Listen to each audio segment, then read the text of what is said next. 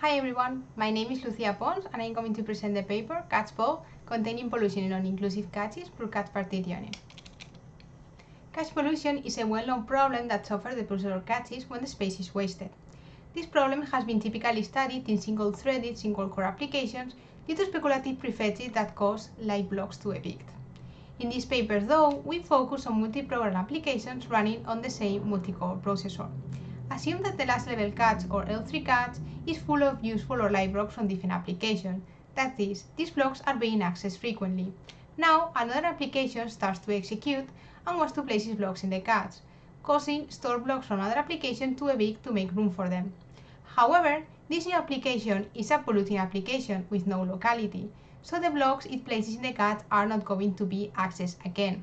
Therefore, the effective cache space shrinks, reducing their overall system performance.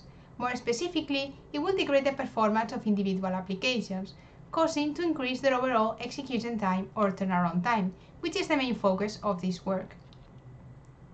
The design trend of cache memory hierarchies in the new generations of server processors has changed in the last few years. Traditional cache hierarchies like the one implemented in the Intel Broadwell or Haswell processor have small L2 caches and a huge L3 cache, which is sized a few megabytes per core. The L3 cache is inclusive, which means that the L2 blocks are replicated in the L3 cache. However, the recent Intel Xeon scalable processors, starting from the Intel Skylake architecture, have redistributed the cache space, increasing the size of the L2 cache to 1 megabyte and reducing the size of the L3 cache, but making it non-inclusive. This means that the blocks in the L2 cache may or may not be present in the L3 cache, avoiding block replication. The fact that available L3 cache space has been reduced will cause a fierce competition for this cache space, as many applications present huge working sets. Furthermore, we observed an increased traffic to the L3 cache due to two main reasons. First, the L3 cache acts as a victim cache, since data from memory is only brought to the L2 cache and the L3 cache holds blocks that has been evicted, making it pollution prone as we will see in the next slides. Secondly, there is more write-back traffic since both clean and dirty blocks must perform a write-back operation upon an eviction. As we can see in this graph, for a set of 8 application workload mixes, the write-back traffic increases by 3 or 4 times in the processor with a non-inclusive L3 cache compared to that with an inclusive L3 cache. The increased traffic combined with the smaller capacity imply L3 cache management has become more critical in non-inclusive caches. To perform such tasks, in this work we propose Catch Ball. The remaining of the presentation will be organized as follows. First, I will present the analysis studies performed regarding the application behavior in the L3 non-inclusive cache. Next, I will describe Catch Ball, the proposed approach of this work. Afterwards, I will explain the experimental setup and present the evaluation results. To end this presentation, I will present some concluding remarks. How has the fact that the L3 cache is non-inclusive affected the application's performance? The two graphs in this slide compare the individual performance in terms of IPC of 4 spec CPU applications with increasing number of cache waves.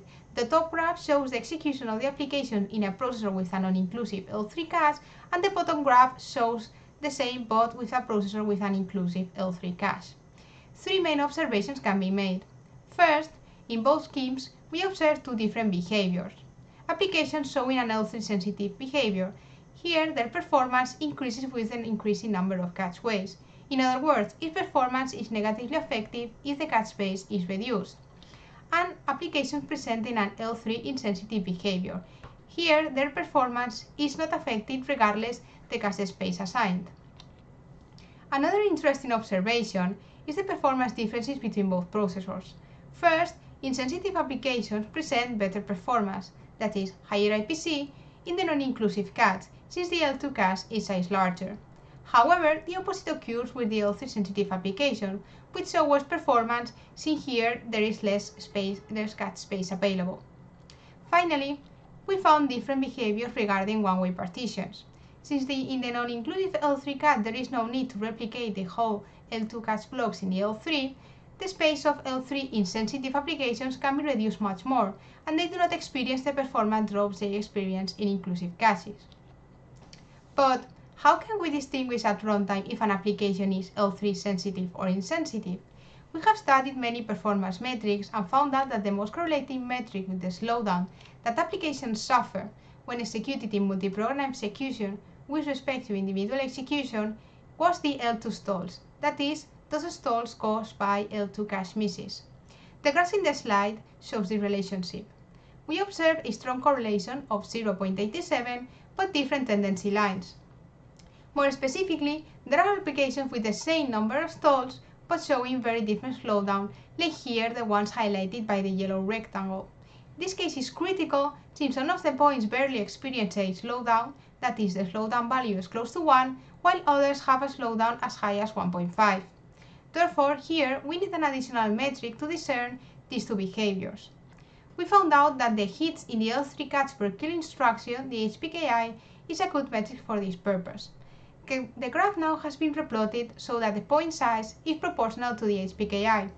Now, those points with the same number of stalls but very different slowdown are barely visible, meaning the HPKI value is close to 0, while the points with a high slowdown also have a high HPKI.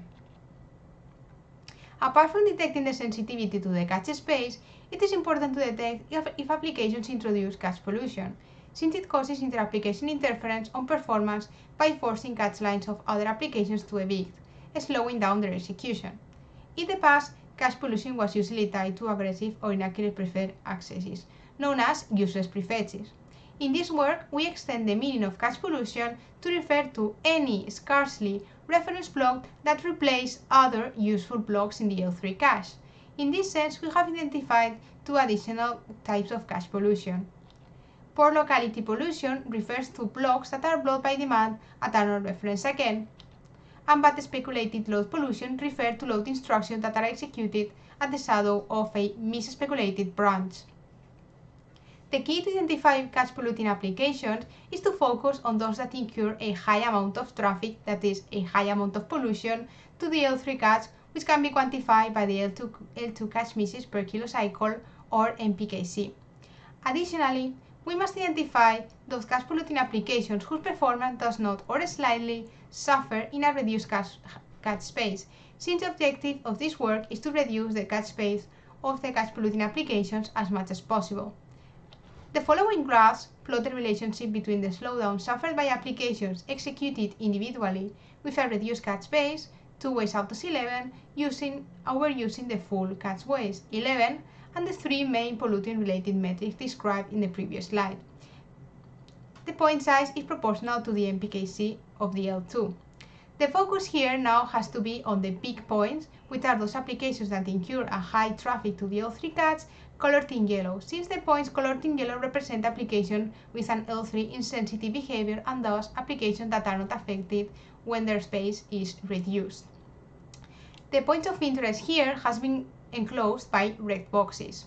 Except for bad speculation, we can see that a significant fraction of applications present a polluting behavior. The result of the previous study has been used to design catch-poll, the L3 cache management approach proposed in this work. Catch-poll consists of 4 main steps. First, the performance counters are read and the data collected is used to compute the required performance metrics. In the next step, applications are classified according to the sensitivity to the L3 cache space. Then, different checks are performed to ensure that there are not cache polluters. Once the applications have been classified, the L3 cache space is distributed accordingly, that is, reducing the space to applications presenting an L3 insensitive or polluting behavior, and refining the space distribution among the L3 sensitive applications which are allowed to occupy the full cache space. Catch-poll is executed every quantum or executed interval, but the classification and L3 space distribution are only triggered after an initial configuration at the start of the execution when applications experience a phase change to minimize overhead. If no phase change takes place, only small L3 space refinements are performed. In the next slide, we will now see some further details of these steps.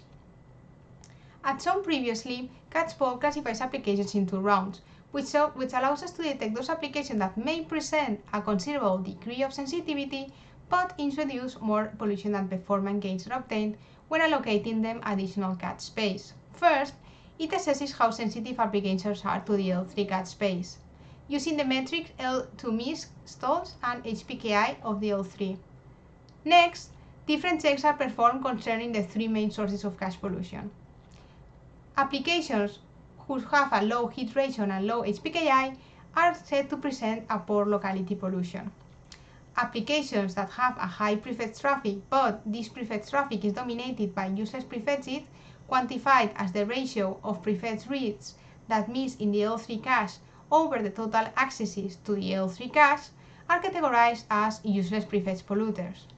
And finally, applications with a high amount of load instructions that access the L3 cache but have not been retired are tagged as bad speculation polluters.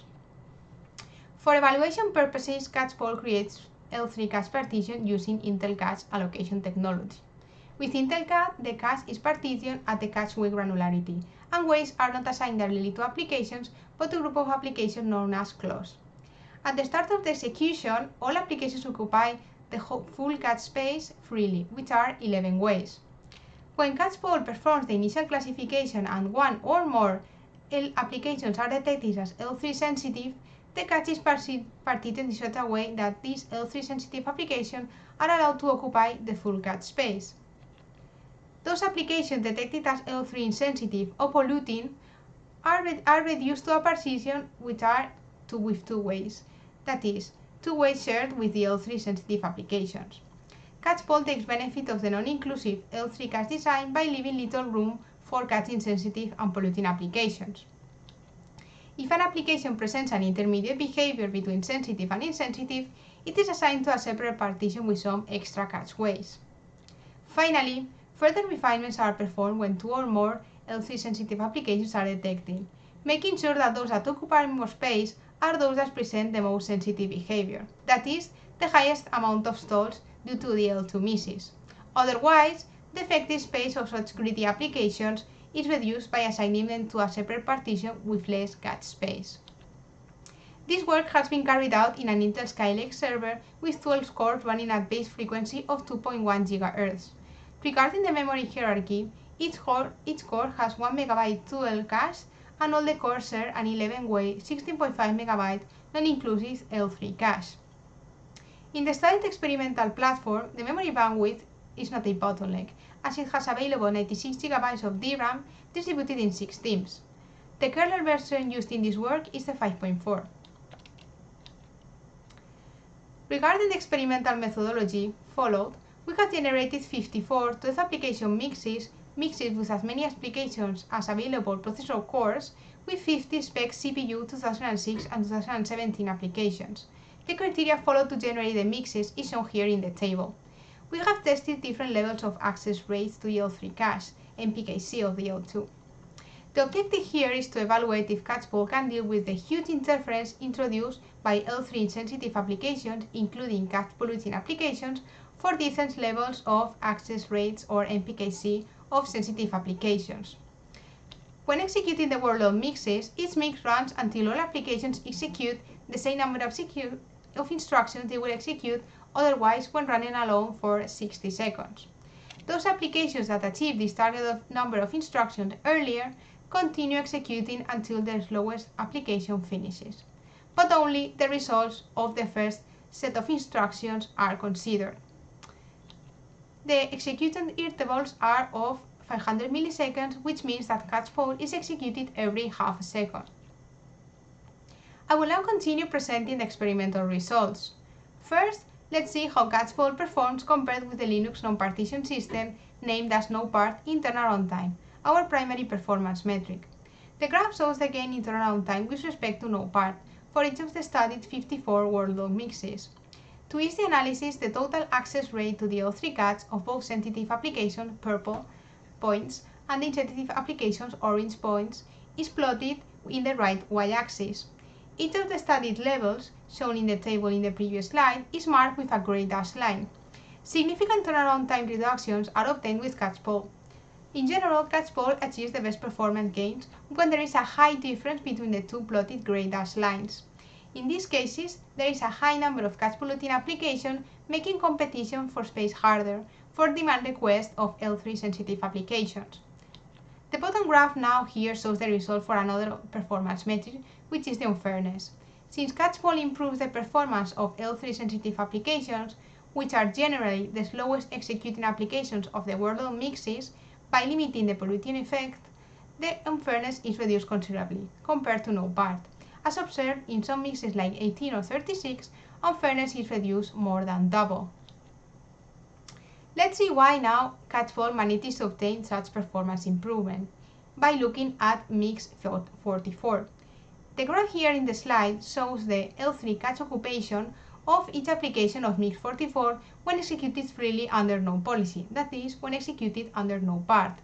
This mix contains two L3 sensitive applications, MCF and Chalang, but as we can observe, these applications have very little space compared to others like ROMs or Photonic, which introduce catch pollution and occupy much more space. Now let's analyze what the state-of-the-art approach CPPF does. This approach classifies applications into prefetch sensitive or non-prefetch sensitive, depending on whether or not the performance is significantly improved by hardware prefetching. For this mix, CPPF detects as prefetch sensitive 6 applications. By definition, these prefetch sensitive applications are not affected much by the L3 catch space, and thus CPPF assigns each one a private partition of 1 way, leaving non-prefetch sensitive the remaining ways, which are 6 ways. Even though MCF and Chalang, which are classified as non-prefetch sensitive, have more L3 space than non-part and improve their performance, their overall turnaround time is damaged, since it is increased by 50%. The reason here is that we found that one-way partitions incur many space conflicts and evictions in the L3 cache directory, and prefetch sensitive here in CPPF are assigned one-way partitions. Especially this occurs with the cache polluting applications, having its performance damaged considerably. Note that CPPF partitioning design uses non-overlapping partition, an exclusive way for prefetch sensitive applications, and thus it has to be designed to work with a high number of co-running applications. Finally, in this third graph, we can see how Catchpole distributes the L3 cache space by assigning most space to the L3 sensitive applications, MCF and Chalangs. In case of MCF, it does not exhibit the same behavior the entire execution, but it only experiences the L3 sensitive behavior in some of its phases. Since Catchpole is triggered by phase changes, it can dynamically adapt the partitioning to such phases, and thus classifies MCF as L3 sensitive only in those phases where it presents such behavior. This correct management of the L3 space allows Catchpole to improve in turnaround time by 43% compared to no part. To end the evaluation of Catchpole, we would like to remark that the performance improvement in terms of turnaround time is not obtained at the cost of harming the throughput or IPC of applications. Instead, as we can see in this graph, Catchpole is able to achieve performance gains with respect to no part of the geometric mean of the IPC. This metric is improved up to 3.6% and on average by 1.5%. To conclude, we have seen that the trend in modern processors regarding the memory hierarchies is changing towards increasing the private L2 cache space and decreasing the available L3 shared space, and making it non-inclusive. This new schema, however, incurs a higher traffic, and thus the well-known cache pollution issue has a higher impact, making the space management even more critical than in previous generations. In this work, we have proposed Catchpole, an L3 cache distribution approach that effectively mitigates the pollution effect. Catchpole takes profit of the non-inclusive design of the L3 cache by limiting to a very little space the L3 insensitive application, including the cache polluting application, and allowing the L3 sensitive application occupy the largest possible space. Catchpole works for a high number of applications and pressure on the L3 cache, obtaining significant performance gains, in turnaround time up to 58% and 24% on average, and in unfairness up to 127% and 44% on average. As future work, we plan to extend Catchpole to deal with other kinds of applications like multi-threaded applications and other types of systems like heterogeneous systems. Thank you for listening, and feel free to ask any questions on the live session or by email.